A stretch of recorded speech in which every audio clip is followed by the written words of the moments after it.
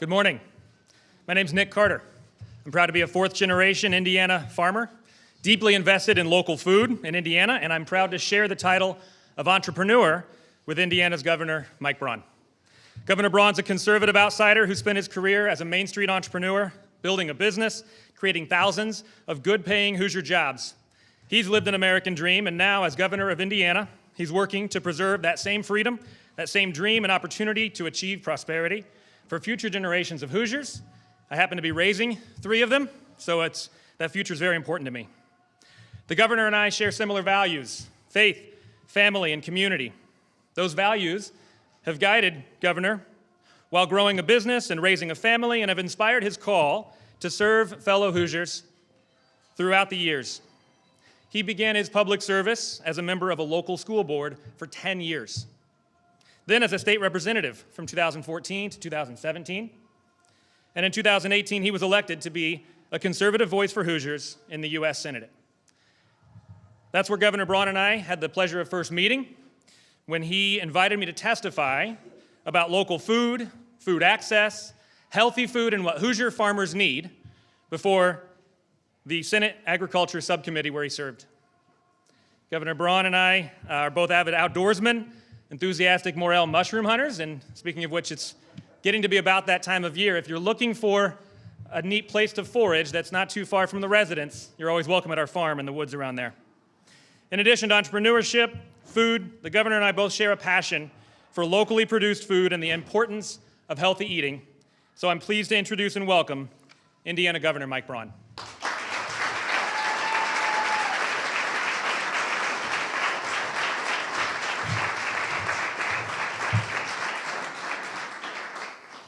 Thank you, Nick. What a pleasure to be here talking about a subject that I've spoken about for years. It goes back to running that hardscrabble business that finally got to the point where I knew I could scale it, and then had to deal with an annual issue of how lucky I was that my costs were only going up 5 to 10%.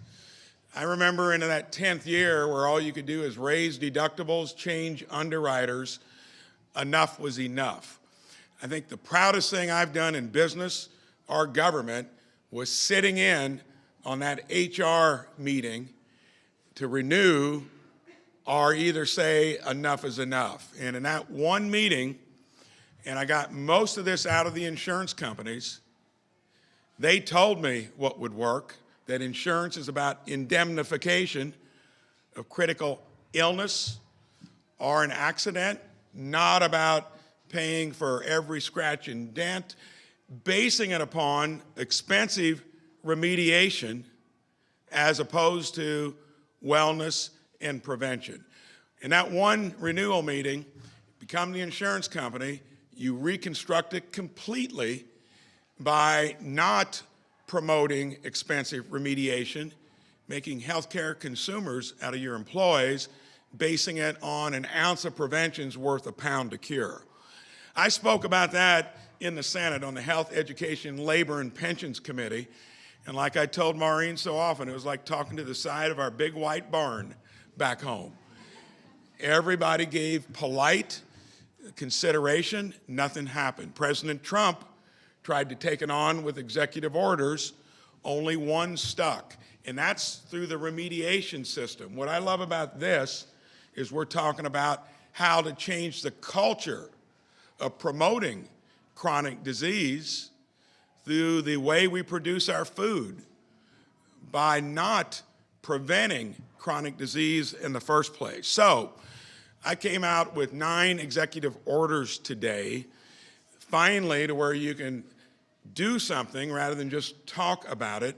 So happy to see an administration that's going to be entrepreneurial with it as well.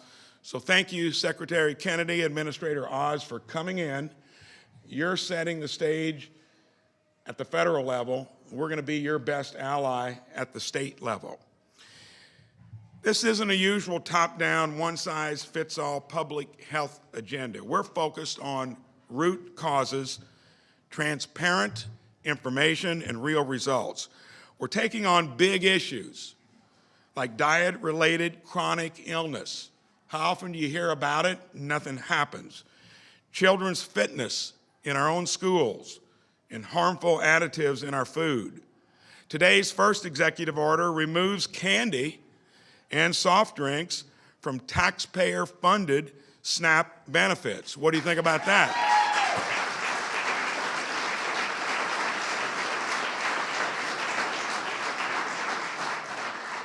More SNAP money is spent on sugar drinks and candy than on fruits and vegetables.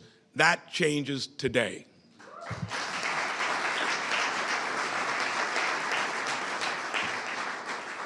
We're kicking off a study of diet-related chronic illness.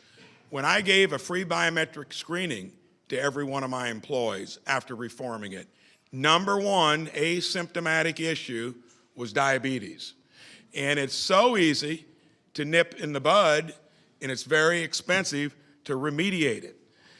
The goal is to empower Hoosiers to address root causes of chronic illness with preventions, nutrition, physical activity, and early screening. That is so important, early screening. Hoosier parents are concerned with negative effects of food dyes. I share those concerns. Today, our health department kicks off a new study on harmful effects from dyes and other food additives as well.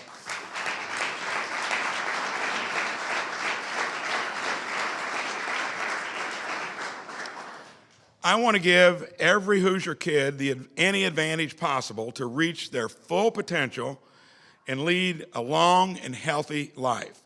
Today, we're starting the Governor's Fitness Test and School Fitness Month to encourage exercise and physical activity in school and for our youth as well.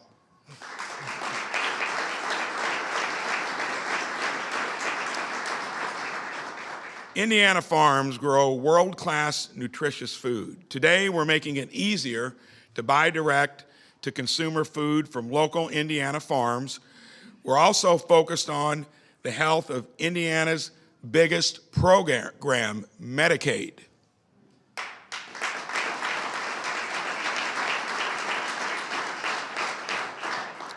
Study found 28% of Indiana's Medicaid spending, our largest budget line item, was improper spending, mostly due to eligibility errors.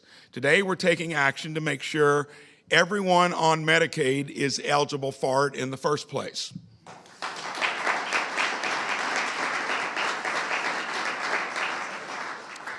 SNAP is intended to help our neighbors who have fallen on hard times, but we also need to encourage their long-term self-sufficiency so that they can thrive and benefit in their communities. Today, we are changing work requirements so the 2/3 of able-bodied SNAP recipients who don't work are put on a path to filling one of Indiana's 100,000 jobs that need better skills, and that if you get your own plant and equipment in great shape and you know that that's out there, we're going to try to get you into it, and not needing the experience or a college degree. Today's 9 executive orders reflect a new approach to health policy in the state of Indiana, focused on empowering everyone to live a healthier, happier, longer life, and today is where we begin.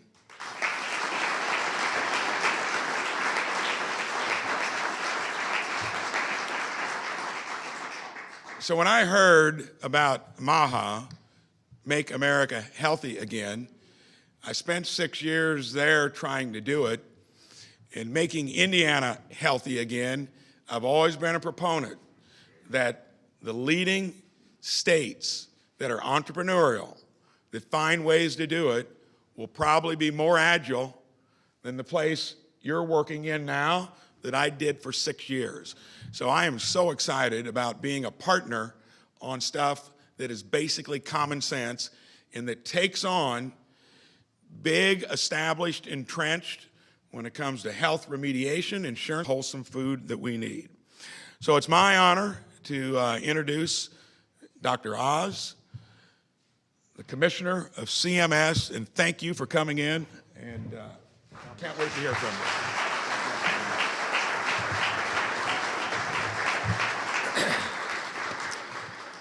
This is a monumental day, not just in Indiana, but for this great nation, because 9 executive orders addressing MAHA initiatives, I think breaks the record. Secretary Kennedy, is that right?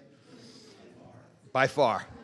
And I want to thank Governor Braun and his staff for so thoughtfully crafting these in support of President Trump and Secretary Kennedy's commitment to the American people that we will make this great nation healthy again. Now, let me give a little bit of background on why I think this is so important. And it all starts with the word subsidiarity. How many of you know what that word means? It's actually a fair number of Catholics hear that. Subsidiarity means you push the decision to the person lowest on the totem pole who can make it correctly. It's the most efficient way to run organizations in general. And in subsidiarity, you don't want the federal government making decisions about lifestyle issues if the state can do it, because the governor is capable, he knows his people. And you can go down the path because the most important person in the entire hierarchy is the mom, because she knows you win the battle for health in the home, in the kitchen, the living room, the bedroom. That's where the real battle for health will be won. And these executive orders make it easy for moms to do the right thing for their kids. Now, my position as administrator of CMS is helping to ensure that the nation's health insurance programs create the right incentives, empower the right people, including especially patients, so they now feel like they own a piece of the rock, like they matter, like they have agency over their future. And we want to make sure that we allow all Americans to be able to appreciate how important these lifestyle changes are. And to do that, I'm going to do what doctors are sometimes forced to do, which is to give you some news you might not want to hear. But once you know it, we've got good news to follow. First bit, the #1 line item in the state of Indiana, as it is in almost every state, is Medicaid. That's not actually the most important number, because there's a lot of other things you spend money on, but it's the fastest growing as well.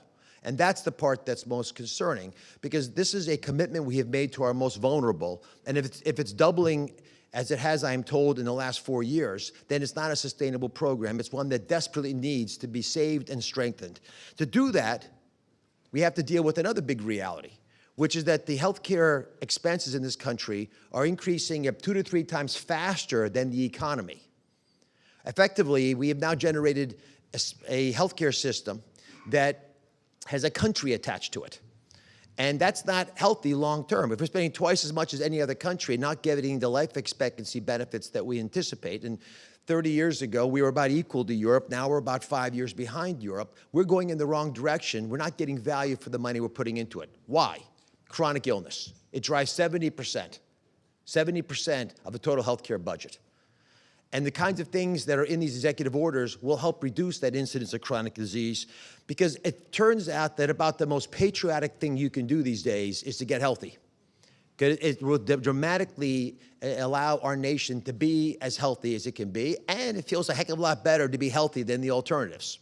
So how are we going to do this? I wrote down 3 ideas that came out of the executive orders. The first is walking. Little stat to come in handy at dinner tonight. If every American walked 20 minutes, exercised 20 minutes a day, broke a little sweat, it would probably reduce our healthcare budget, the part that I'm especially worried about at CMS, by about $100 billion. These aren't small rounding errors. These are massive ways of addressing the challenges that we face. The President's Council on Sports, Fitness, and Nutrition, that I was honored to be a part of in the first Trump administration, actually created by Secretary Kennedy's uncle, John F. Kennedy, is a good example of how we can do this well. I learned on that committee that the #1 thing we often lack in communities are coaches. It's an action step. We should make it easier to mentor young people. I'll come back to that theme. Second big topic, nutrition. Quite a few of these executive orders touch on that reality. I'll give you a little tip that I learned years of studying nutrition science. It turns out that the most healthiest way to address food is to eat food that looks the way it looks coming out of the ground. That's like a simple way of memorizing what makes sense. That's why butter is better than hydrogenated oils, because it doesn't matter if butter might cause other issues. It's real food. Your body knows what to do with it. It's a home game.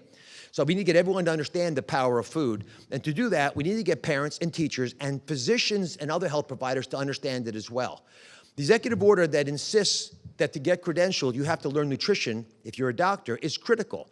When I was in medical school, there was no nutrition class. I actually ran for student body president and won on that campaign promise, and we started one. Today in America, most medical schools do not teach nutrition. Why does that matter? Because if you go to 4 years of medical school and bust your tail and learn everything, and nutrition wasn't on the docket, what is that message to you? It doesn't matter. It's not important. If it was critical, you would have been taught it, because you learned everything else you needed to learn in medical school. If nutrition is not on the agenda, not in the syllabus, it's not really important for you. And I believe that we should empower folks, and the executive orders will do just that, to be able to navigate nutrition. And we have plans at CMS to make that easier. Finally, community involvement. The number one driver of an expensive patient is a patient without another person in their life. I'll say that again. Loneliness ends up driving a lot of the pathology that we then have to deal with in the healthcare system. The way you deal with that is by having community groups that work together well. One of the executive orders encourages schools to get young people to become educated about health, but I'll tell you from personal experience, they also become activists in a good way when they're healthy. We started a foundation with my wife 20 years ago and have done very well across the country, touching the lives of millions of young people doing just this. And when I go into these schools, as I hope many of you will, and you look at the eyes of these young people, sometimes it looks like the light's gone out. They just want to have a belief that they matter. And so after having done this a lot, I'm confident this executive order will make a difference, because it'll get young people to believe they have agency over their future. And if they do that, if they have mentoring programs that support them, that are out there, then we'll have a unique ability to allow this system to spread like wildfire, because young people want to be connected, they want to be in community, and they're right now being atomized and ostracized.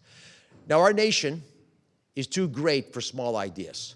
And the ideas that Secretary Kennedy and President Trump are putting forth in rapid fire, and now supported at this level of intensity in the state of Indiana, are emblematic of the fact that we have a generational opportunity to make this country as healthy as it should be. And the person who has represented this more than any other, Secretary Kennedy, is a dear friend. I've known him for many years through his foundation work, but I met him on my show. And when he came on the show, many did not want him to appear because they thought he had far-out ideas that were so bad they shouldn't be heard. And I'll tell you in my mind how you define MAHA, because it's how you define the next speaker, Secretary Kennedy. It's defined in 3 words. The first is curiosity. Are you truly desirous of learning what needs to be done to improve the life of your fellow man? And if you are truly curious, and remember 80% of questions are statements in disguise. So if you're truly curious and you really go in there with questions and you hear stuff that matters, are you then courageous enough to share it with people around you? Because when you do that, sometimes folks get mad at you, especially with the current healthcare system that we have. And certainly Senator Kennedy has faced that. Secretary Kennedy, finally, is a compassionate man. And I say that because I think of him like a brother, but I have never seen him do something mean to anybody else. So if you're curious and you're courageous and you're compassionate in sharing that wisdom, as difficult it is for people to hear, that makes you a true healer. Secretary Kennedy, thank you.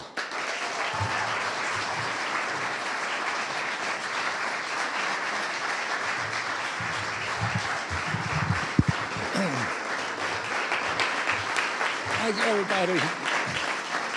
Thank you, everybody. I'm really happy to be here today. Very, very grateful to Governor Braun and to Mehmet Oz. But I've been to a bunch of states to announce MAHA initiatives over the past 3 or 4 weeks, and it's always been one at a time. And this one really broke the bank. 9 executive orders, all designed to improve our farms, our fitness, our food, our education, our health. And you know, I had the pleasure to meet with many of the legislators in the state just now and with Governor Braun. And I was so impressed by the high caliber of the people there, the level of intelligence, the level of thoughtfulness, the commitment and the idealism in that room. And I have just nothing but optimism for the state of Indiana because of that leadership. We're in a crisis today. We're about to announce new autism numbers. They've again gone up dramatically just in 2 years. We have in some states as low as, well, 1 out of 20 boys having autism, 1 out of 31 kids. And when I was in my generation today, the rate of autism is 1 in 10,000. And this is just one disease. This whole generation of kids is damaged by chronic disease. I was talking to the governor that I walk through an airport and I see these young people who once again have hope because of what's happening in this administration. But you can see the chronic inflammation, you can see the mitochondrial challenges that they're facing. And this is not, as the governor mentioned, diabetes is a treatable disease. Virtually 100% of people who are pre-diabetic can get rid of that diagnosis through changes in their diets. And so it's treatable, and if 50% of our adults, when I was a kid, the typical pediatrician would see one case of diabetes during his lifetime, during a 40 or 50-year career, juvenile diabetes. Today, 1 out of every 3 kids who walks through his office door is diabetic or pre-diabetic. We just got new numbers from NIH that said 38% of teens are pre-diabetic. We have 100 million people in this country who are pre-diabetic. This is unknown in human history. And, obesity crisis, when my uncle was president, 3% of Americans were obese. Today, it's around 70% are obese or overweight. In Japan, when my uncle was president, 3% of kids were obese. Today in Japan, 3% of kids are obese. So it's a choice. And it's almost certainly because Japan has a very, very aggressive school lunch program.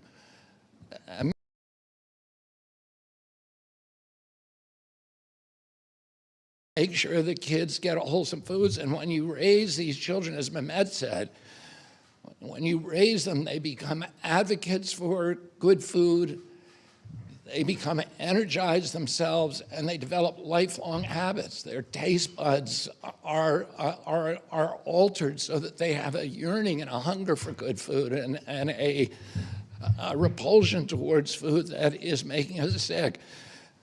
Today, we're the 4th most obese country in the world, and we have something that is unique in human history. We have people who are obese who are at the same time malnourished because the food that we're eating is not nutrient dense anymore. And I was involved, in tobacco litigation back in the 1980s, in the late 80s, and the tobacco companies at that point were the most cash-rich companies on earth. And they saw the writing on the wall. They saw the regulatory headwinds, and their consumers were walking away from their product, and they decided to diversify. So they started buying up the food companies. By the mid-1990s, the 2 biggest food companies in the world were R.J. Reynolds and Philip Morris. And they transferred thousands of scientists that were engaged in making tobacco more addictive to do the same thing with food. And they developed in the lab all of these chemicals that are unknown in nature that make food more attractive. It's not food, it's food-like substances. So they'll put a strawberry flavor in the food, but there's no nutrients that you'd find in a strawberry. Your body is craving that, but it doesn't get filled up. And it doesn't give you nutrition, but you want to eat more and more, so you get obese, but at the same time you get malnourished. And they put addictive substances like sugar and sodium and others, monosodium glutamate in our foods, that make you so that you don't get satiated and that you constantly want to have more. They realized at some point through all these, that they could hijack the human brain in all these nefarious ways. But one of them is that they realized that one of the ways that your brain tells your stomach that it's full is how many times you chew. Oh, they began adding food softeners to our food so that your brain would be under the illusion that you weren't full. You can inhale 20 Twinkies and still want more because you're not chewing them. And so they figured out all these things, and they changed our food system in this country, so it is poison to us. And it is poisoning the American people. My uncle, as Governor Braun said, launched the Presidential Council on Physical Fitness back in 1961, and because he saw the healthcare costs increasing, but he also saw, more importantly, that our country, Americans, when I was growing up, were regarded as the toughest people in the world. And he associated that beef jerky toughness that was associated with the American people in the minds of the rest of the world with the success of our nation. And he didn't want us to get soft. And when Governor Braun and I were growing up, we all participated in the Presidential Council and the fitness tests, and it was a big aspiration at our schools to do that. And for me, it imbued me with a lifetime commitment to physical fitness. And today, I'm 71 years old, and the governor is the same, and he, both of us feel like we're in our 40s or 50s, and we have a lot of energy and a higher capacity to enjoy our lives. And we want that for our children, and we all want it. We now have the sickest country in the world. We spend 2 to 3 times for health care what other countries spend, and we are the sickest nation. We had, during COVID, the highest death rate of any country in the world. We had 16% of the COVID deaths in this country, and we only have 4.2% of the world's population.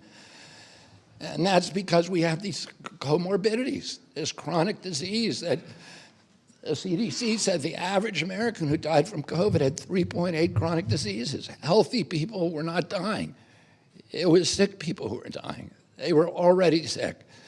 And so if we want to protect our country against infectious diseases, we need to start by making people healthy again. And President Trump, who I'm very, very grateful for, because he's given me this opportunity and given Dr. Oz this opportunity, he often says that he wants to make America strong again. But we can't be a strong nation if we're not a strong people.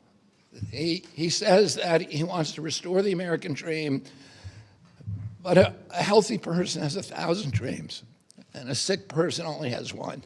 And today, 60% of the people in this country have only one dream.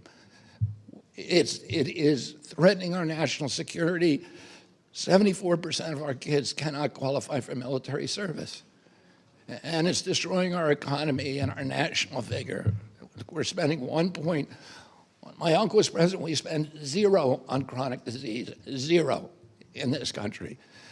They were spending about $1.3 trillion a year, and we can't afford it. And we have to figure out new ways to make America, to allow Americans to take responsibility and agency for their own health. But we also need to, we need to change our food system in this country so that we start giving our kids foods that are going to actually make them healthy and imbue them with vigor and ambition and a dream. Oh, I want to thank again Governor Braun. I also want to take this moment to encourage governors all over the country to follow the lead of Indiana and to file with Brooke Rollins, who's my partner in this, in MAHA, head of USDA. She is right now, at this very moment, in Arkansas with Governor Sarah Huckabee, announcing the application for SNAP waivers for sodas in that state. This is the first state that has added candy to the SNAP waivers. I'm very, very proud of you, Governor, for doing that.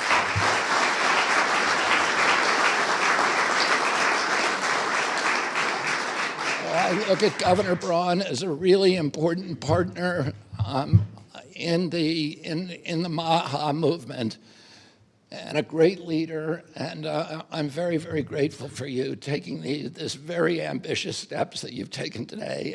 And not only that, I'll say this. There's a couple of states that I've been to where we've announced SNAP waivers, but we haven't seen the SNAP waiver application yet. And Governor Braun's SNAP waiver already went to USDA today, so thank you very, very much. Thank you all very much.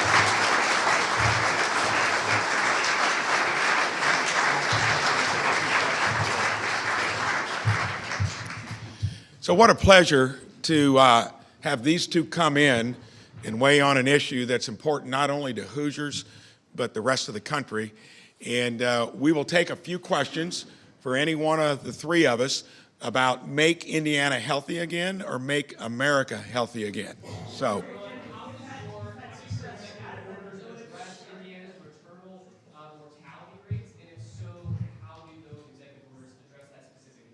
So that's a shameful statistic for us.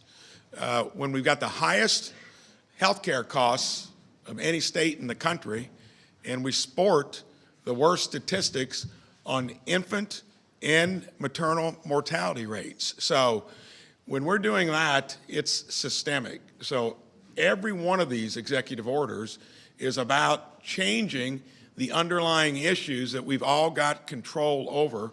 So each one of them will play into that. And when it comes to something that we hold dear like that, that is one of the metrics. If we get it right, we'll see those statistics go the other way. The SNAP benefits, going into that, you talked a lot about how you're removing some of the things that you can purchase with the SNAP benefits, but there's a rising cost of food and rising cost of living. Can you do any of the executive orders address the difficulties with affording food or affording the ability to have the time to invest in a healthy lifestyle? Can you say your name and what outlet you're with? Indiana Public Broadcasting. So the whole idea of affordability and accessibility, that is something you can't sidestep, because if in fact it is going to be more costly to actually eat better, we got to find out entrepreneurial ways of addressing it through the folks that produce it, and not necessarily just asking for more to get it done. Because even Medicaid, Medicare, which actually are less costly than the private side of healthcare, begs the question of why is it less costly to remediate there than going through the private side. All of that weighs in, and all I can tell you is if you keep doing more of the same and you're not looking at other approaches, you're guaranteed to keep going into those bad statistics and same bad results. And that's where I invite the real world that solves these problems without government being in the way to help figure out how to do it. One more question. Secretary Kennedy, you mentioned that in order to be effective in fighting infectious diseases, we have to start at the preventative level. We know there is measles outbreak in Allen County. How do we start when it comes to measles? How do we fight it? If vaccines may or may not be the answer, just wanted to clarify, because you said last week that we do support these vaccines, but at the same time they don't have long term. They don't last long term. They wane out, as you mentioned. Just wanted to clarify your statement. I mean, first of all, I would say that CDC in this case has done a very good job at controlling the measles outbreak. We've had about under 700 cases nationally, and in Europe they've had 127,000 cases, 37 deaths. People get measles because they don't vaccinate. They get measles because the vaccine wanes. The vaccines wane about 4.8% per year. And so, that it's a leaky vaccine, and that problem is always going to be around. We need to also make sure that doctors know how to treat measles and how to treat the associated diseases, the pulmonary diseases that often come with them, and bacteriological. And we can't rely simply on the vaccine. We also have to know how to treat measles. Children shouldn't die of measles. When I was a kid, before the measles vaccine was introduced, there was 500,000 people who got measles, as many as 2 million a year. And nobody got in the newspapers for that. But the death rate was about 400 people a year, mainly children who were malnourished. It's a infection fatality rate of 1 in 1,200 to 1 in 10,000. Healthy children should not die of measles, and there's no reason they should. If the doctors know how to treat at the hospital, that will not happen. Wait a minute. Any other questions for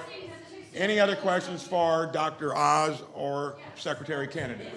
We'll do about 2 or 3 more. Go ahead. Vaccine hesitancy is a big issue right now, and we're seeing that this trend is growing. One of the core issues with this is informed decision making. Parents do not feel like they have the ability to make informed decisions about vaccines. Theirs is an epic failure. I'm a master's prepared registered nurse from Fort Wayne. I have done continuing education on theirs, created it for nurses because there's nothing out there. Now, this system is a failure. Nobody knows about it. Nobody knows how to use it. Indiana is prime position to do an overhaul using VAERS ESP, electronic support for public health, used widely across the country to do automated VAERS reporting. We also have the Indiana Health Information Exchange, which has collected all of our medical records for probably the past 10 to 15 years, along with mandatory reporting within 7 days of vaccination. So we stand primed to do this. Can we start an initiative in Indiana to study the outcomes, the health outcomes of vaccination in Indiana and assist with this initiative? I mean, the issue that you're raising is absolutely critical and important, and it's outrageous that we don't have a surveillance system that functions. CDC did a study on its own vaccine. The only surveillance system it has is VAERS, really. And the CDC did a study on it in 2010, and it captures fewer than 1% of vaccine injuries. So that's CDC's own study. And they had at that time a machine counting system that they were going to roll out to all the HMOs, and they put it on a shelf, and we are going to roll that out. Exactly the system that you're talking about, we're going to improve the surveillance, we're going to get the data sets from everybody we can, we're going to do data sharing agreements with scientists all over the world, with the best scientists, and we're going to find out what contribution vaccines and everything else, mold, EMF, food, all of these other exposures began in the late 1980s. Which one of those are the culprits? I suspect we're going to see that there's a lot of culprits, but we need to know. You're right, people don't have informed consent, and people don't trust our agency anymore. You know, the agency, the trust of the agency is at a historic nadir, and the way to make it trustworthy and the way to make people to improve vaccination is to make the agency trustworthy. And that's what we're going to do.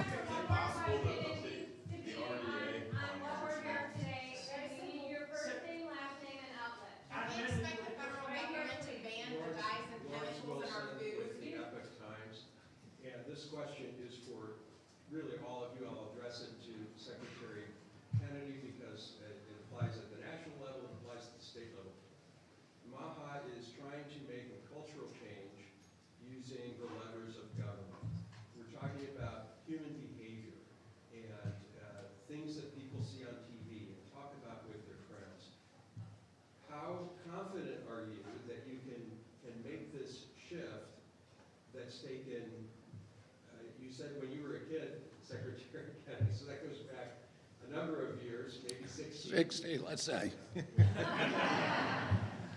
How can you make the change that, using government, that it's taken the culture this long? A lot of the negative behavior, the self-destructive behavior in both the medical system, how we pay for medicine, et cetera, how we pay for health care, and how we eat is driven by perverse incentives. And what Dr. Oz and I are trying to do is to identify those perverse incentives, and we're getting a lot of help from Elon, and then eliminating them so that we can realign medical choices, both individual and institutional medical choices, with public health. And it's not aligned, it's totally misaligned today. We have a healthcare system that reimburses people, for doctors and hospitals, for procedures rather than for health outcomes.